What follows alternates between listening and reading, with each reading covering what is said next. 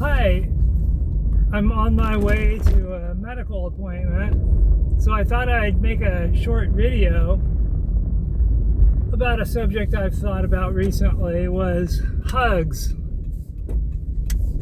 For me, growing up, hugs were not normal. First of all, my dad would never hug me or anyone else. If you hugged him, he'd hug you back. But my mom, she would hug me and I would always be all stiff. You know, like I'd just reflexively do everything I could to like break rapport with her. Because something was wrong about that hug. And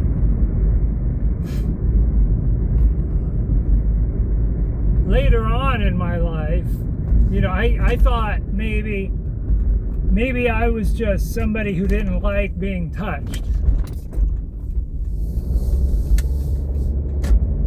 And that, I remember one time I was 18 years old and I was at this mental hospital that my parents compelled me to go to. And I was in this group therapy session. And this young girl, she was like 18 also, she was sitting next to me and she was talking about her stuff. And she starts crying, and all of a sudden she grabs me and starts hugging me, and I'm like, boom, boom, boom, boom, boom, boom, boom. It was like me walking through a desert, thirsty, dying of thirst, and finally finding, you know, a cool spring, and just finally getting water for the first time in a long time. And I remember I was like, wow, this is really something. I mean, she was attractive, but I wasn't like sexually attracted to her, but she was very pretty. And I remember hoping she'd do that again the next time we were in the group therapy. And she did it. And I was like, wow. And I remember this other woman, she'd hug me, and it just seemed so normal and nothing wrong with it, and it felt good. It felt, this one wasn't as boom, boom, boom, because I hadn't been hugged in a long time before that moment. But this other lady, when she'd hug me, it would feel good. And I liked it. So clearly I liked it. But then when I would hug her, it was all awkward and weird. And I'll get to that. The problem was I had what I now call an imperial hug. Okay?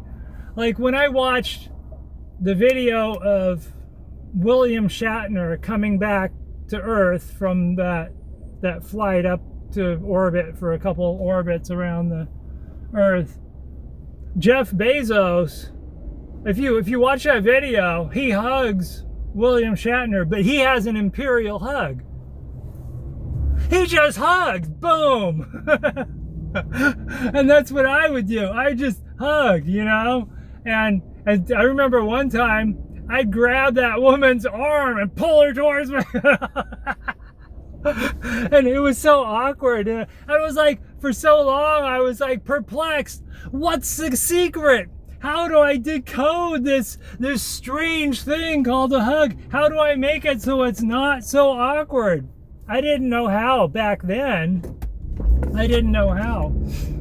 But after working on my shit and contemplating and pondering these questions, well, I remember after one it was after an ayahuasca ceremony session, and we were meeting at this other person's house to kind of like integrate, and this one woman, we were talking about our experiences, and she goes like this. She goes, ah, and I stood there frozen. I didn't know what to do. And then later it occurred to me, I mean, it wasn't that much later, what she was doing is communicating rapport to hug. This is the magic secret. Well, here it is. It's vulnerability. You gotta put your ass in the sling a little bit. You gotta be vulnerable. You gotta be able to, I gotta be vulnerable. I have to be able to go like this and be willing to be left hanging. Because if I do that to somebody and they shine me on, I'm like, you know, oh, well, they don't want to hug me. They don't want, you know, they don't want to show rapport with me. It takes a little bit of vulnerability. It takes a little bit, it's a little bit of a risk. And I wasn't willing to take that risk back then. Because I was so emotionally shut down, immature. I was aping what a tough guy would be, you know?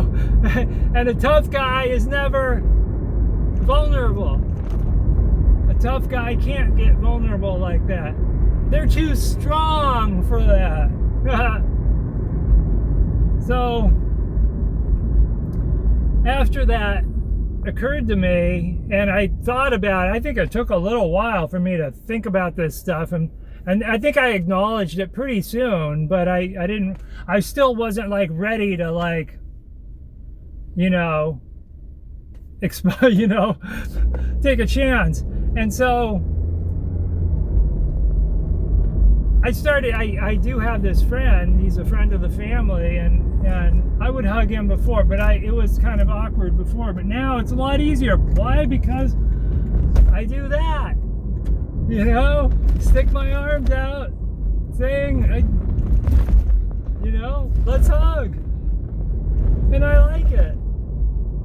Turns out I'm not some freak who doesn't like human touch. I like human touch. Now, to go back to my mom, she had, like I said, she had an imperial touch, an imperial hug. What was wrong about it? I'll tell you what was wrong about it. First, the main thing that was wrong about my mom's hugs were it was never love.